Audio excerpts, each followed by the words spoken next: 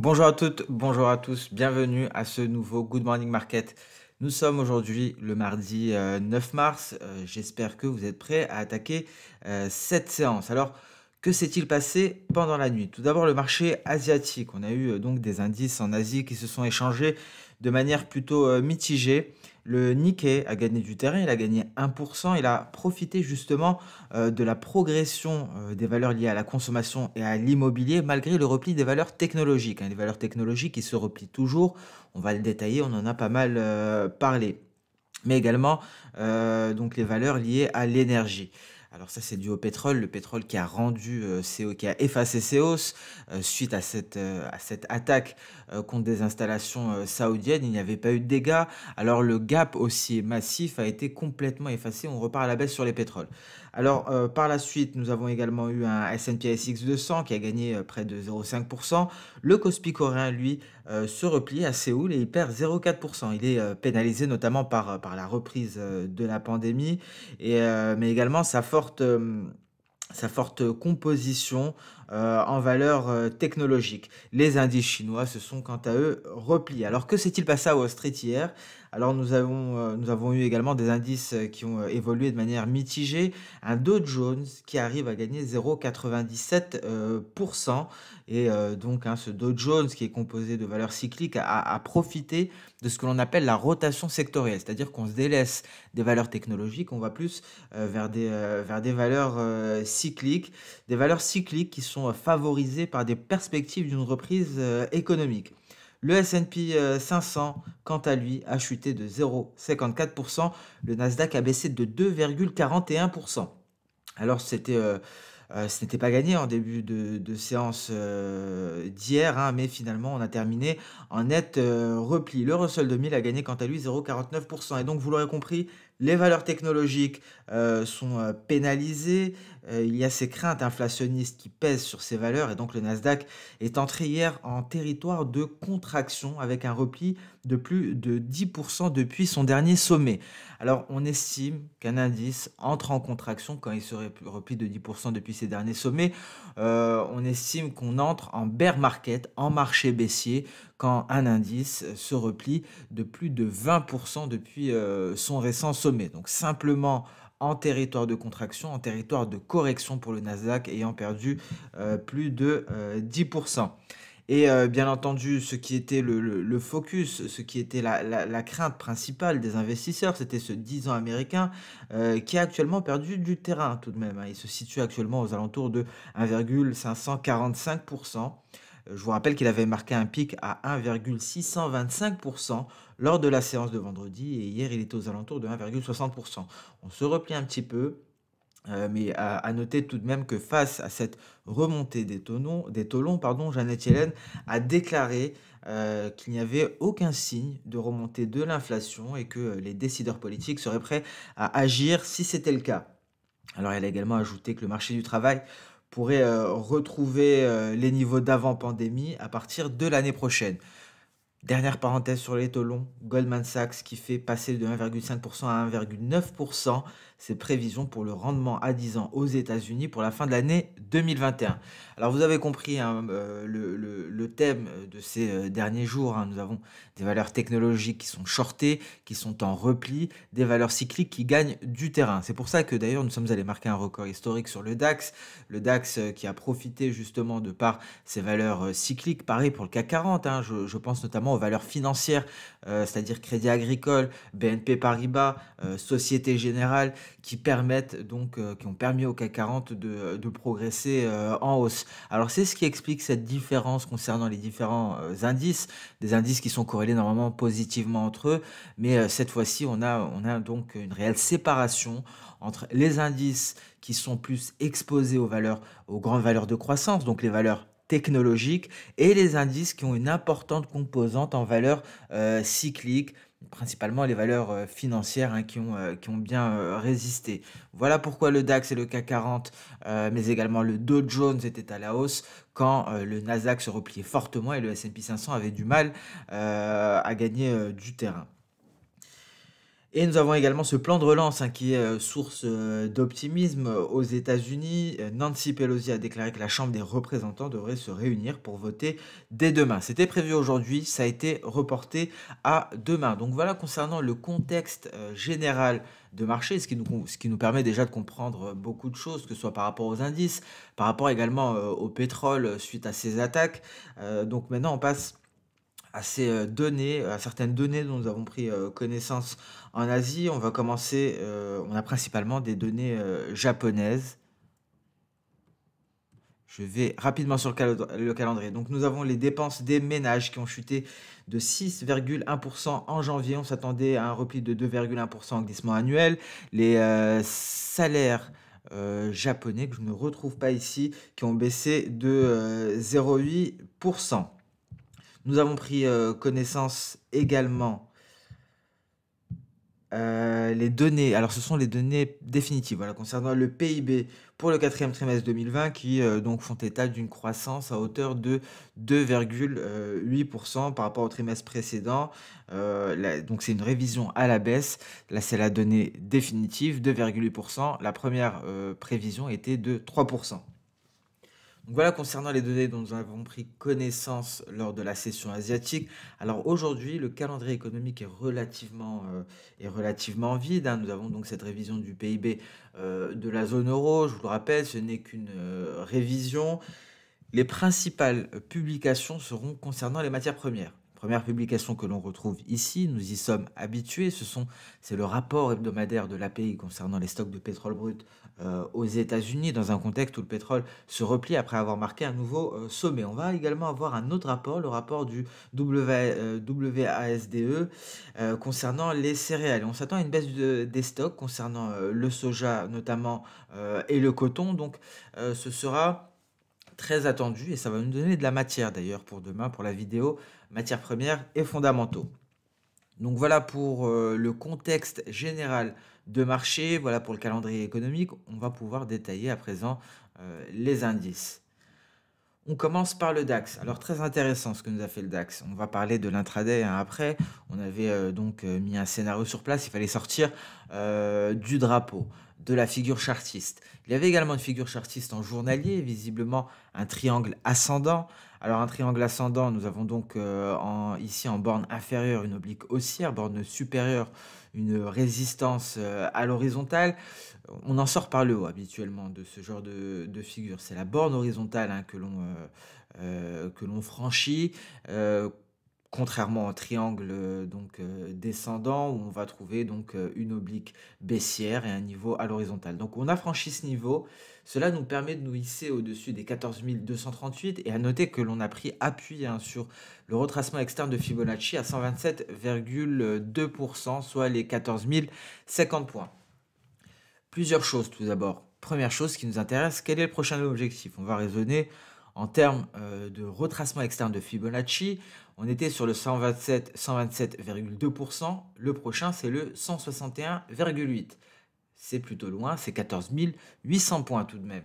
Mais avant cela, on peut s'attendre à un pullback, on peut s'attendre à une baisse avant de repartir à la hausse. Une baisse qui pourrait aller vers les 14 240 points, voire, tester en pullback cette borne supérieure du triangle ascendant. On pourrait avoir un objectif intermédiaire, voire cette hausse pourrait être stoppée par cette projection de Soda E. Pourquoi E? Car on s'est replié de plus de 50% du mouvement haussier précédent. Et donc ce niveau est à 14 734 points. Je vous rappelle que vous retrouverez les retracements au Soda ici, à ce niveau-là, et ça s'appelle les projections de Soda. Donc voilà, ah, je l'ai activé sans le faire exprès. Voilà pour les données, journalières, un nuage qui a fait le job, qui a servi, de support. Et nous avons pris appui dessus, nous avons formé une vague haussière. On va attendre d'atteindre cet objectif. On a cassé la borne supérieure de ce triangle ascendant. Données intraday. Franchissement, de la borne supérieure du drapeau, c'est OK. Pas d'invalidation comme la dernière fois. On est allé, très vite à la hausse, hein. Les valeurs cycliques, ont permis au DAX d'aller marquer un nouveau record et donc on peut s'attendre à un éventuel retour à la moyenne, on peut s'attendre à un éventuel retour en direction de la Tenkan. ce serait une opportunité, ce serait une chance, d'entrer dans cette, comment dire? De prendre ce train, de profiter de cette hausse, car à présent les perspectives sont haussières. Nous l'avons dit, nous le disons depuis plusieurs séances, on attendait la sortie de cette figure pour envisager de nouvelles perspectives. On va tester ensemble à nouveau les projections de Soda, je ne l'ai pas fait.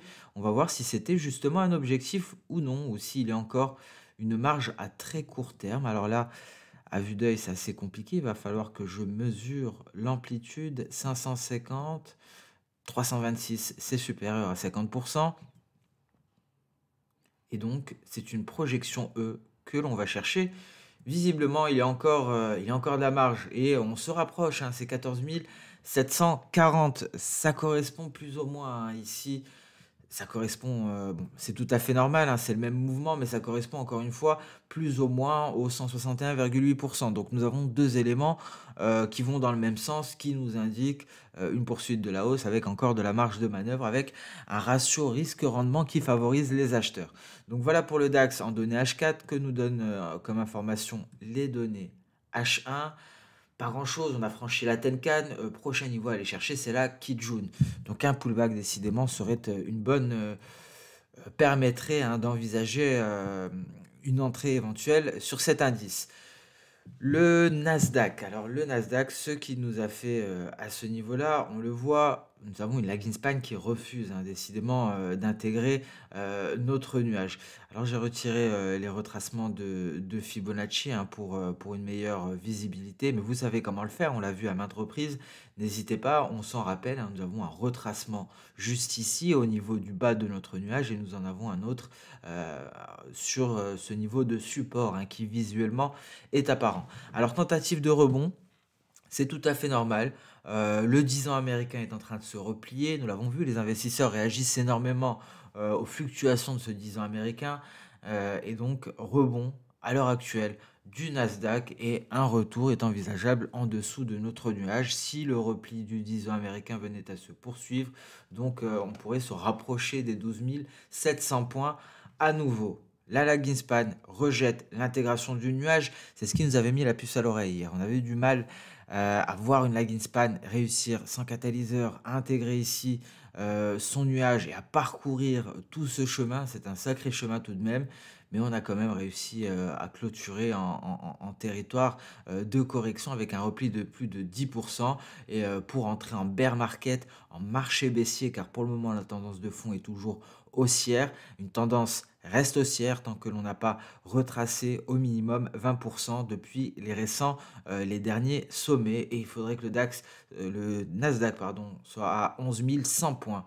C'est simplement du vocabulaire, mais ça a son importance pour les intervenants, pour les investisseurs, car cela peut entraîner, très souvent, cela entraîne des mouvements de panique. Lorsque l'on entre en bear market, il y a donc des changements dans la composition, des portefeuilles.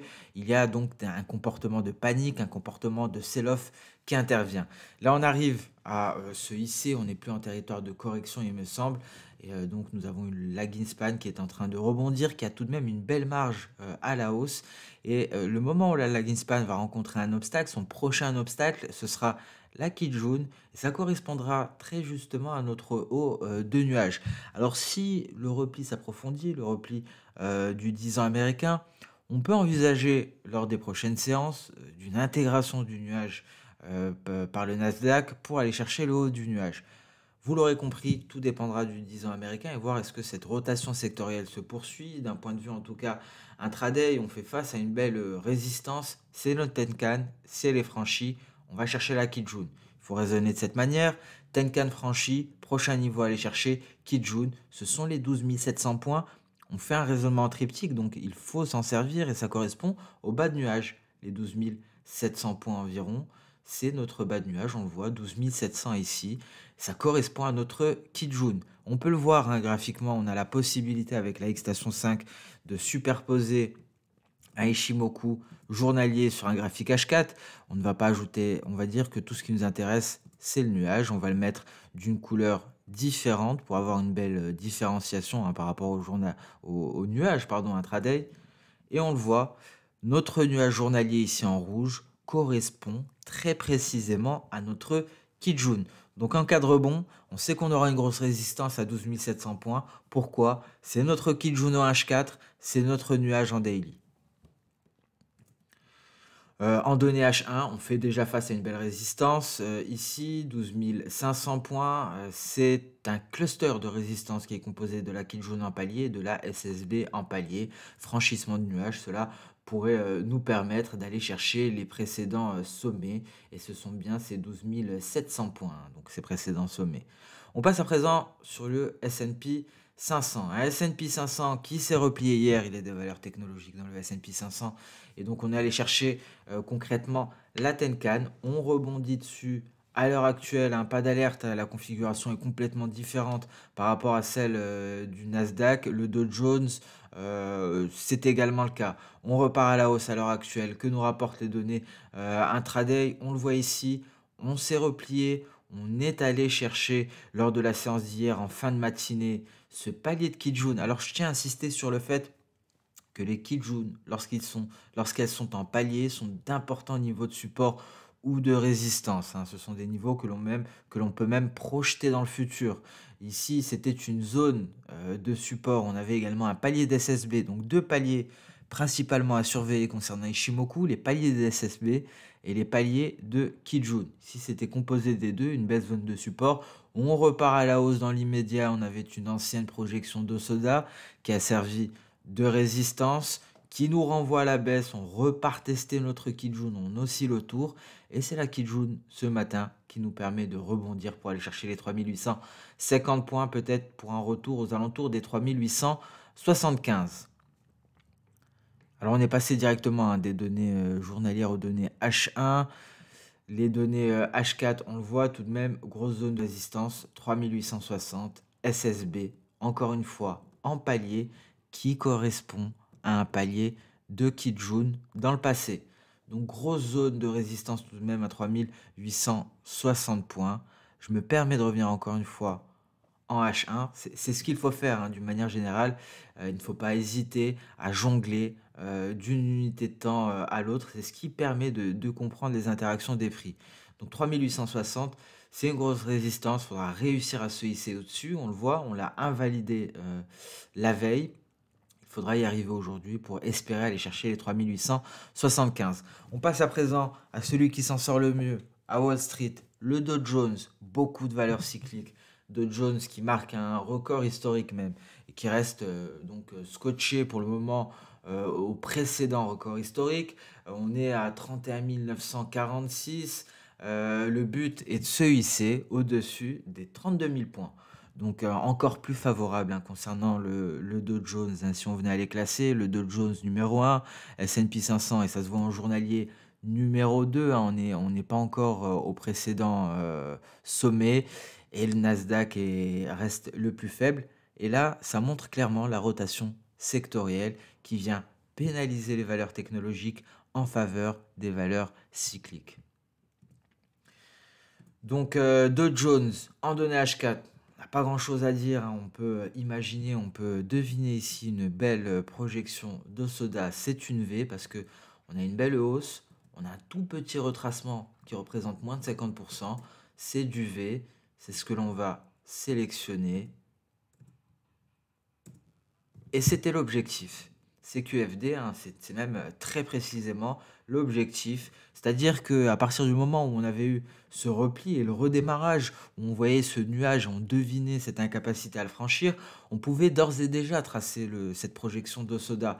On avait ce point bas à 31 293, on avait déjà le record historique. C'est vraiment ce qui est beau concernant ces projections d'Osoda. Et c'était le moment d'aller chercher cet outil dans notre boîte à outils. C'est lorsqu'on a une hausse, par exemple, on va raisonner en haussier, on a une hausse, on a un repli, on voit qu'il y a une incapacité d'approfondir la baisse, on sent qu'on va repartir à la hausse. Ici, c'est le nuage Ishimoku qui nous le disait. Il interdisait au cours de repartir à la baisse. Et on a eu un beau redémarrage. Donc à partir du moment où on avait la formation de cette bougie verte qui partait à la hausse, on devinait cette vague haussière et on pouvait d'ores et déjà avoir ce bel objectif. Données H1, pas grand chose de plus, hein, mais on le voit encore une fois, hein, cette belle vague ici. À partir du moment où on franchissait la Tenkan, on pouvait, s'intéresser à la projection de Soda et aller, tracer notre projection V. Et c'était, extrêmement précis, hein. Donc c'est comme ça qu'il faut raisonner, il ne faut pas sortir les projections d'Hosoda à tout va. Il faut attendre d'avoir quelque chose, de voir une hausse qui retrace légèrement, incapacité d'approfondir la baisse, on repart à la hausse par la suite. Là, c'est le moment de sortir notre boîte à outils, là, c'est le moment de sortir les projections d'Hosoda. Russell 2000 qui tente de sortir par le haut de son canal baissier. Attention aux nuages.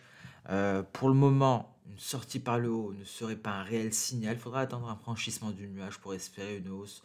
Donc concrètement, un franchissement de 2246 environ nous permettrait d'aller chercher les précédents sommets, hein, ces sommets qui sont entourés ici en jaune. Le Bitcoin à présent, belle hausse. On est reparti à la hausse. On va voir hein, ce qui s'est passé en intraday. Que se passe-t-il en journalier? C'est un redémarrage ici depuis la clôture au-dessus de la Kijun, hein. C'est un signal ici. Il ne faut pas l'oublier d'un point de vue Ishimoku. Lorsqu'on franchit la Kijun à la hausse, c'est un signal d'achat. Que nous disait la lagging span? Aucun obstacle à l'horizon. Une lagging span complètement dégagée. Et d'un point de vue Ishimoku, à la clôture journalière, car j'insiste, il faut attendre la clôture journalière, sinon on peut retracer, aller clôturer même dans le rouge, en dessous de la Kijun. C'est une importante résistance, il ne faut pas l'oublier. À la clôture, on aurait pu en profiter de toute cette hausse. Que nous disait l'intraday? Alors là, souvenez-vous, hier, nous étions à ce niveau-là, au niveau des cours, on avait une lagging span qui s'attaquait à tous ces obstacles-là. On a enfin finalisé cette vague haussière que l'on avait depuis un certain moment. Il y avait eu une certaine incapacité à aller chercher l'objectif, hein, souvenez-vous, cette vague haussière, je vous l'avais entourée ici par un rectangle précédemment la semaine dernière. On a eu une incapacité à sortir du nuage, donc incapacité à aller chercher l'objectif, on est allé chercher le bas de nuage, on est reparti à la hausse, on a donné un premier signal. On devait attendre que la lagging span, la Chikou span nous le filtre, qu'elle nous dise est-ce que c'est un faux signal, est-ce que c'est un bon signal. Elle l'a filtré à ce moment précis, en sortant du nuage, lorsqu'elle s'est affranchie des cours. Et c'était à ce niveau-là, à la clôture de cette bougie, on l'avait, et donc s'en est suivi une belle hausse, et on vient s'installer très précisément au-dessus de ce niveau. Le niveau donc des 53 000 dollars environ. C'est fait, objectif de Soda réalisé. À présent, on attend la suite. Alors, soit on poursuit la hausse hein, pour aller chercher ici la prochaine résistance hein, que l'on retrouve à ce niveau-là. Ce niveau qui a été un support, les 55 100 dollars environ. On le voit que ça a été même une résistance. Pour s'en affranchir ici, il nous a fallu un gap de rupture, un gap breakaway. Et on est allé tester à nouveau ici ce niveau. C'est ce qui a freiné à la baisse et a servi de support pour aller marquer le dernier record historique. Donc, en cas de poursuite de la hausse, je pense que c'est le niveau à aller chercher.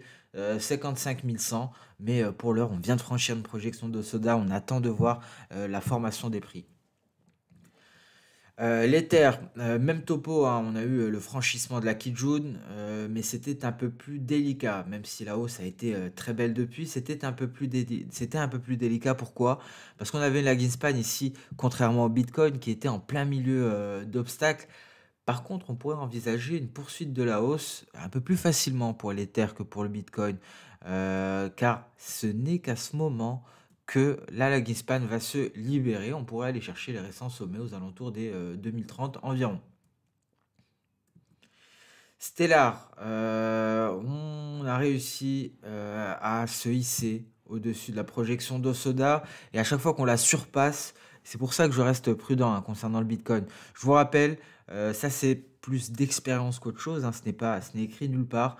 Lorsqu'on surpasse une projection d'Hosoda, on a tendance à revenir en dessous pour retenter de former quelque chose d'un point de vue technique. C'est pour ça que je reste prudent un petit peu sur le Bitcoin. Si on dépasse fortement la projection d'Hosoda sans rien former d'un point de vue technique, on peut s'attendre à un repli pour aller se placer en dessous. Une inversion de polarité, un support qui devient résistance. C'est un peu ce que nous a fait Stellar ici. On tentait de partir à la hausse et par la suite, on repart se planquer en dessous de cette projection de Soda. On retente une hausse à ce niveau-là et là, on peut avoir une éventuelle, formation technique. Pas grand-chose, pour le moment sur Stellar. On passe sans plus tarder sur le compartiment des matières premières, un compartiment qui va, en tout cas concernant, les matières premières agricoles, on peut s'attendre à du mouvement à partir de 18 h lorsqu'on aura le rapport du WASDE.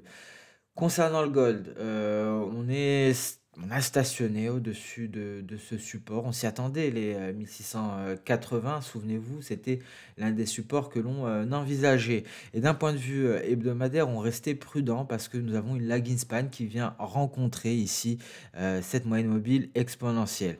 On stationne concernant le gold. C'est un beau support que l'on a atteint. On est en train donc d'invalider le franchissement des 61,8%.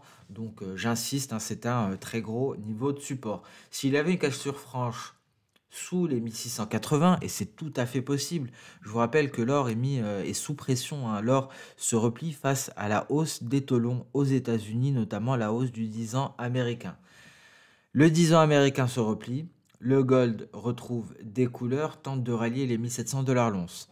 Si on constate une nouvelle hausse du 10 ans américain, on pourrait voir les 1680 casser, ce support cassé, et donc par la même occasion une cassure des 61,8%, et là c'est directement, hein, les 1590. On passe en dessous des 1600 $. Hein. Dans ce cas-là, c'est pour aller chercher le retracement à 78,6%, voire les 1560 $ l'once. Je vous rappelle, c'est l'apex d'un précédent triangle symétrique. Donc prudence sur le gold. Le sort du gold est lié à celui du 10 ans américain. Et ici, souvenez-vous, on avait un nuage donc, qui exerçait une certaine pression baissière. Il a fait le job, on est parti à la baisse. Et là, on repart à l'attaque de notre nuage. 1700 $ très exactement à l'heure actuelle.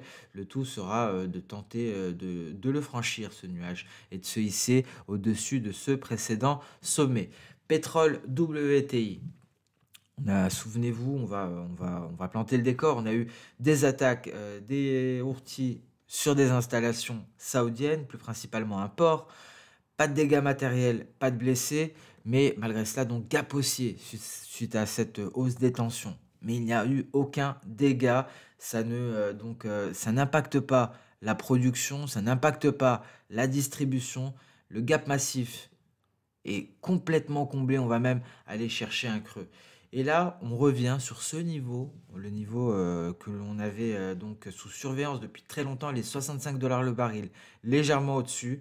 Et d'un point de vue intraday, on le voit, on revient ici aux alentours de ce retracement, de cette projection de Soda. Est-ce que le repli va aller chercher notre Kijun pour un retour à la moyenne, une Kijun pour laquelle il n'y a eu aucun contact en données H4 depuis le 4 mars.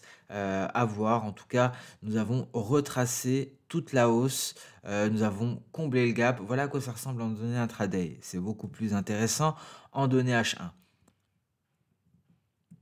Vous allez peut-être le constater avec moi, on a une éventuelle formation en ETE. Alors elle n'est pas très belle, mais elle a le mérite d'exister. Donc prudence. On a eu une tentative de cassure de la ligne de coup. Ça s'est vu invalidé. On refuse de sortir du nuage par le bas et on repart à la hausse. Donc prudence tout de même à cette éventuelle formation. Avant d'envisager de nouvelles perspectives haussières, il faudrait attendre une sortie de ce nuage en données H1 par le haut. Le Brent, souvenez-vous, on avait mis en évidence cette belle résistance et ce niveau de 78,6%, mais plus particulièrement ce sommet du 5 janvier 2020, bien avant la propagation d'un point de vue mondial du coronavirus. Donc grosse zone de résistance ici, on s'est replié, on tente de retrouver des couleurs à l'heure actuelle. On le voit en données H1, nous avons cette même tentative de formation d'une figure en ETE. Le plus sage, c'est d'attendre une sortie de nuage, que ce soit par le haut ou par le bas. Mais ici, attention parce qu'il y a, concernant notre lagging span, je vous rappelle qu'il faut avoir un raisonnement au niveau des cours. Donc mes yeux vont scruter les cours dans un premier temps et ensuite je me décale à gauche et je regarde ma lagging span. Cette hausse pourrait être bornée concernant le Brent par les 69 $, le moment où la lagging span va venir rencontrer ici Maki-Jun et on pourrait voir une poursuite de la formation notée, un franchissement de la ligne de coup, mais le plus sage serait d'attendre, comme on l'a dit, une sortie de nuage, que ce soit par le haut pour des perspectives haussières ou par le bas pour des perspectives baissières, soit un franchissement des 67,35 $. Alors gaz naturel, une baisse, hein, on approfondit ici et donc le prochain objectif est à 2,540, hein, donc on devrait marquer un creux normalement d'un point de vue saisonnier aujourd'hui et on pourrait s'attendre à une éventuelle reprise haussière la semaine prochaine selon la saisonnalité. Il devrait s'en suivre un repli qui devrait perdurer par la suite jusqu'au 20 mars. On va en parler plus en détail prochainement. Alors très intéressant le Copper. Copper ne nous facilite pas la tâche décidément. On avait une sortie du nuage par le haut ici. Alors je suis désolé, ce graphique est peut-être pas très clair, mais on va s'y attarder. Donc on avait un franchissement du nuage par le haut qui est venu de pair avec un franchissement de la moyenne mobile exponentielle à 100 périodes, mais on a eu une belle barrière ici. On a eu une lagging span qui venait rencontrer le nuage et donc qui a refusé de l'intégrer. On repart ici, gap baissier, on réintègre le nuage.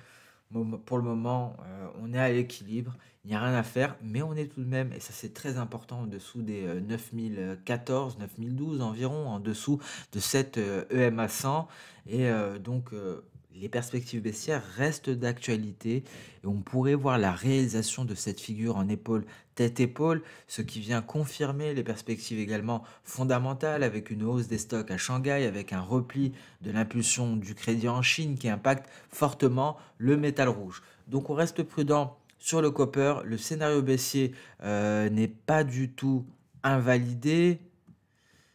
Ici, on a eu une tentative, hein, on le voit, de franchissement de cette oblique baissière qui relie les deux sommets qui correspondent au sommet de la tête et au sommet de l'épaule droite, mais on l'a immédiatement invalidé, on s'est replacé en dessous.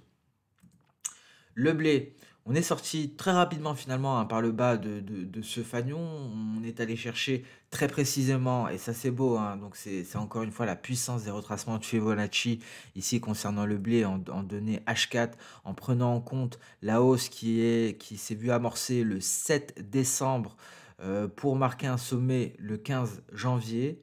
Et lorsqu'on mélange tout ça, lorsque l'on relie tout ça à Ishimoku, au chartisme, ça devient très intéressant. Sorti par le bas de ce fanion, on est allé chercher les 38,2%. On tente ici un pullback. Je vous rappelle que la hausse avait été délimitée par notre nuage en données H4. Alors si on ne parvient pas à réintégrer, à aller tester la Kijun à 653,70, on pourrait s'attaquer à nouveau aux 38,2%. Et en cas de cassure de ce niveau-là, il pourrait s'en suivre une baisse considérable. On attend le rapport de 18 heures qui pourrait nous permettre de voir la réalisation d'un de ces scénarios. On se souvient hier, on avait une lagging span à ce niveau-là qui devait s'attaquer à ces chandeliers, qui a refusé, qui a préféré intégrer le nuage, et elle tente de s'attaquer à présent à cette bougie verte. Donc voilà pour les matières premières, des matières premières pour lesquelles on va s'attarder demain, je vous le rappelle, pour la vidéo matières premières et fondamentaux. On passe sur le marché d'échange avec un billet vert qui marque le pas. On est en train de se retirer. La Kijun en données hebdomadaires semble agir. Donc c'est une grosse résistance, nous l'avons dit. On est très loin de la clôture hebdomadaire. On pourrait encore avoir une bougie comme celle-ci, mais pour le moment, le dollar marque le pas. On retrace, la lagging span est de retour sur le nuage. On pourrait s'attendre à un rebond du billet vert lorsque notre lagging span sera arrivé au niveau du haut du nuage. Donc dans ce cas-là, parce que qui en a profité, ce sont les paires en dollars, bien entendu, avec l'euro-dollar qui rebondit actuellement à 1,1893, qui tente de rallier les 1,19, et donc toutes les paires qui s'échangent face au dollar rebondissent à l'heure actuelle. Donc l'euro-dollar retrouve des couleurs, très beau rebond, mais ça pourrait cesser lorsque la lagging span aura atteint le haut de notre nuage. Donc prudence sur l'euro-dollar. Prudence sur la USD également, en rebond sur ce retracement de Fibonacci à 38,2% qui représente cette précédente hausse. On va aller chercher une barrière considérable, c'est la moyenne mobile exponentielle à 50 périodes pour la UD-USD. GBP-USD en données hebdomadaires, on progresse. Le GBP est fort, le dollar est fort également, mais est en train de céder du terrain. On teste notre Tenkan qui représente un important niveau, les 1,3860 ici, 1,3886 pardon, qui représente un niveau de résistance, également un palier de Kijun. Donc il faut attendre un franchissement de ce niveau pour espérer aller chercher les 1,3960. GBP CHF qui nous représente bien la force du GBP. Très belle hausse hein. Ici, je vous le rappelle, depuis la sortie de ce nuage hebdomadaire, la hausse n'a pas cessé. On a eu une sortie de ce canal aussi avec pullback et on continue. Prochaine cible, 1,31 pour le GBP CHF. NZD USD, on est sorti du nuage par le bas. On tente d'invalider cette sortie. On a un très beau retracement de Fibonacci ici, je vous le rappelle, à 50%. On est en train d'invalider sa cassure. On tente de réintégrer car le dollar perd du terrain. Le NZD-USD se redresse. USD-CHF qui correspond donc au billet vert, mais cette fois-ci, au lieu d'être l'USD-IDX, c'est le dollar américain face à un panier de devises. L'USD-CHF, c'est le dollar américain face au CHF. On se replie face à cette résistance et c'était un très beau signal ici également depuis le franchissement de cette moyenne mobile à 200 périodes cette fois-ci. Si on franchit cette résistance, si le dollar se ressaisit, ce serait pour aller chercher les 0,9457. USD-Yen. On perd quelque peu du terrain cette fois-ci pour le SDN et l'Euronoc. On a bel et bien marqué un creux, c'est ce que l'on attendait. Je vous rappelle que l'Euronoc est corrélé au pétrole, hein, en atteste cette hausse faramineuse de l'Euronoc qui correspond au repli massif des pétroles l'année dernière. Donc voilà, grosso modo, nous avons également pour terminer un 4 CHF qui poursuit ici à la hausse et qui va aller chercher son précédent sommet que l'on va essayer de déterminer de ce pas aux alentours des 0,7442.